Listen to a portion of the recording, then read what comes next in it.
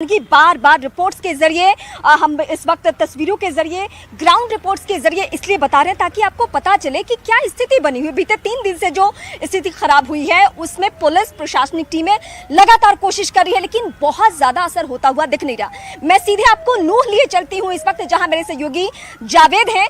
जावेद, जो स्थिति नूह में बनी हुई है परसों से लेकर आज तक बीते 3 दिन में, स्थिति भले ही कंट्रोल में हो लेकिन लोगों के मन में जो जहर फैल चुका है, लोगों को जो कुछ अफवाह ने घेर रखा है, क्या उसको खत्म होने में अभी भी वक्त लगेगा या उसके लिए कोई और विकल्प है जिसको अपनाना बहुत जरूरी है इस वक्त?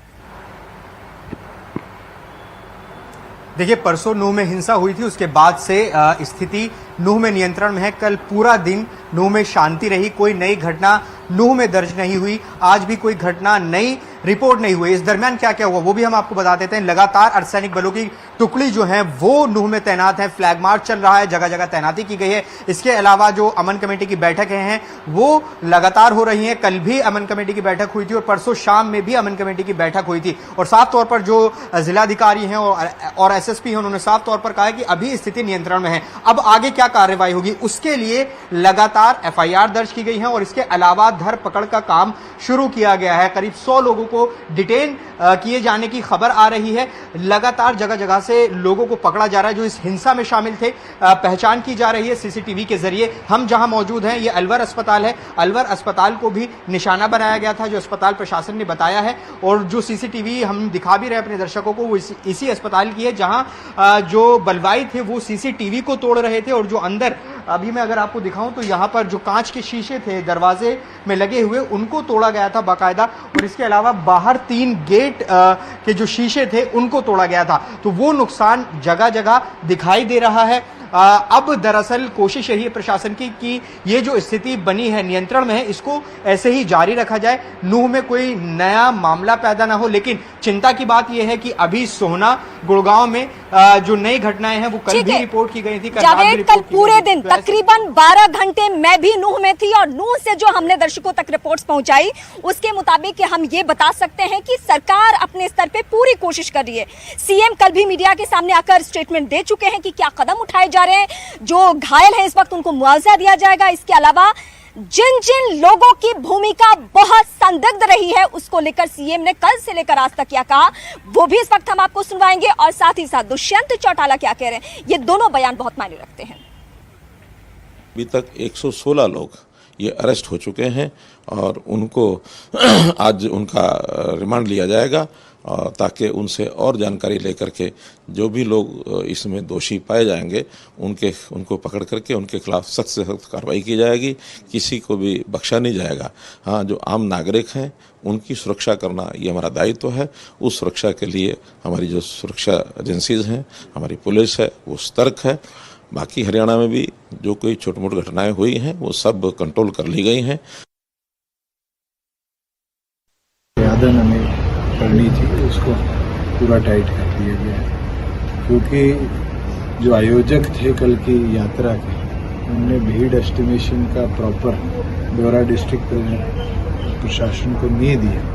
कहीं ना कहीं उसकी कमी के कारण ये दुर्घटना कल हुई। मैं तो आपके माध्यम से भी सबसे यही आग्रह विनती करूँगा कि अमन शांति बना कर रखें। हमारे प्रदेश में आज तक के इतिहास में ऐसी घटना नहीं हुई। जिन लोगों ने इस घटना को आगे उकसाकर बढ़ने का काम किया उनके खिलाफ सख्त से सख्त कार्रवाई। जब बीते 2 साल पहले, तकरीबन 2 साल पहले जब दिल्ली में उपद्रवियों ने तांडव मचाने की कोशिश की थी तो इसी तरीके से हैरानी हुई थी और ऐसा लगा था कि शायद किसी की ये बहुत बड़ी साजिश है। अब जब गुरुग्राम के अलग अलग हिस्सों में यही हालात बन गए हैं जो कि हाईटेक सिटी के तौर पे जाना जाता है, तो फिर सवाल यही उठ रहे हैं कि क्या साजिशन ये सब कुछ हो रहा है। सिर्फ नूह की बात नहीं, नूह के बारे में तो ये कहा गया कि वहां एक खास समुदाय के लोग ज्यादा हैं तो वहां से यात्रा नहीं निकाली जानी चाहिए थी, लेकिन गुरुग्राम में क्या था, यहाँ पे क्या वजह। मैं सीधे अपने सहयोगी मानव का रुख करूंगी। मानव, सुबह से हम अलग अलग जगहों पे जाकर देख रहे हैं कि कैसे एक तरफ रिहायशी इलाका और दूसरी ओर मलबे में तब्दील कर दिया गया है, खाक कर दिया गया है, कुछ दुकानों को जलाकर। ये कौन लोग हैं जिनके मन में जरा भी डर नहीं है?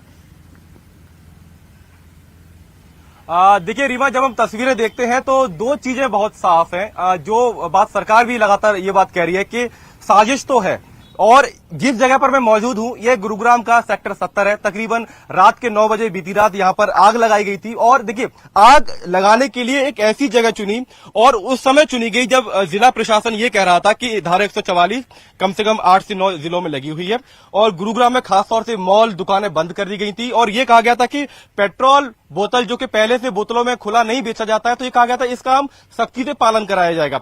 अब ये देखिए ये वो दुकानें हैं, वो झुग्गियां हैं जो पूरी तरीके से नेस्तनाबूद कर दी गई हैं, जला दी गई हैं और यहां पर आप तस्वीरें देखकर ये समझ पाएंगे कि ये दुकान कोई कबाड़ की दुकान रही होगी क्योंकि यहां पर कई सारे कूलर पड़े मैं देख पा रहा हूं, कई सारी रद्दियों की बड़े बड़े एक तरीके से गठरिया में देख पा रहा हूं। तो ये जानबूझकर एक कहीं ना कहीं प्रशासन को संकेत देने की कोशिश है या फिर प्रशासन को आंख दिखाने की कोशिश है कि आप कितनी भी सख्ती कर लीजिए और एक ऐसी जगह पर जहां पर तकरीबन 400-500 मीटर कोई रिहायश नहीं है लेकिन यहां पर जानबूझकर उपद्रवियों ने आग लगाई जिससे कि माहौल खराब हो। जो तस्वीर हमने नूह में देखी, सोना रोड पर देखी, वैसी तस्वीर यहां पर पैदा करने की कोशिश की गई थी। अब आप देखिए ये पुरानी किताब है, पुराने अखबार हैं जो पूरी तरह जल चुके हैं और यहां पर एक बात मैं आपको बताना चाहूंगा, यहां पर जब आग लगाई गई तो उसमें पेट्रोल बम का इस्तेमाल किया।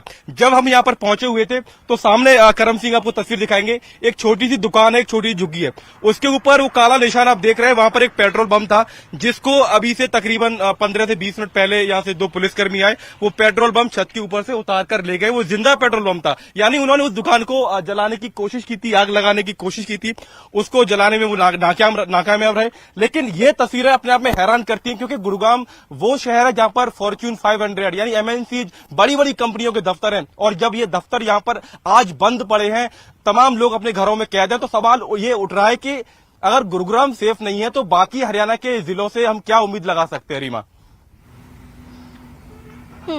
मानो मैं आपका रुख करूंगी और वाकई अलग अलग जगहों की तस्वीरें जो हम आपको दिखा रहे हैं इसके पीछे मकसद यह है कि आप समझिए कि जब दंगे जैसे हालात बन जाए तो होता क्या है, नुकसान किसको पहुंचता है, वो कौन लोग होते हैं जिनका सब कुछ लुट जाता है। मैं ये एक दिखाऊंगी ना आपको ठेला, तो इससे आपको समझ में आएगा ये किसको चलाते आपने देखा है क्या। BMW चलाने वालों को तो नहीं देखा होगा, एक कोई गरीब ही शख्स चलाता है और इस छोटे से ठेले से उसकी पूरी जिंदगी चलती है।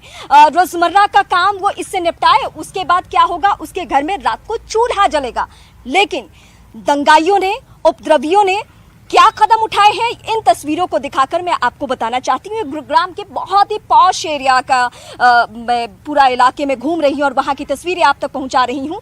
ये तस्वीरें दिखाने का मकसद मैं बार बार आपके सामने यही दोहराऊंगी कि जो भी कुछ लोग ऐसे भी हैं जो सोशल मीडिया पे अभी भी जहर फैलाने की कोशिश कर रहे हैं, मैं उनको ये तस्वीरें दिखाकर ये सवाल पूछना चाहती हूँ कि क्या हम अपने शहर की, अपने घर के आसपास की ऐसी कल्पना कर सकते हैं? क्या हम ये कल्पना कर सकते हैं कि हम जहां